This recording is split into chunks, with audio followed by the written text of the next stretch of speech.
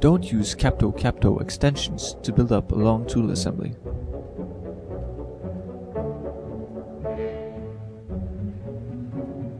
Use a Silent Tools milling adapter instead.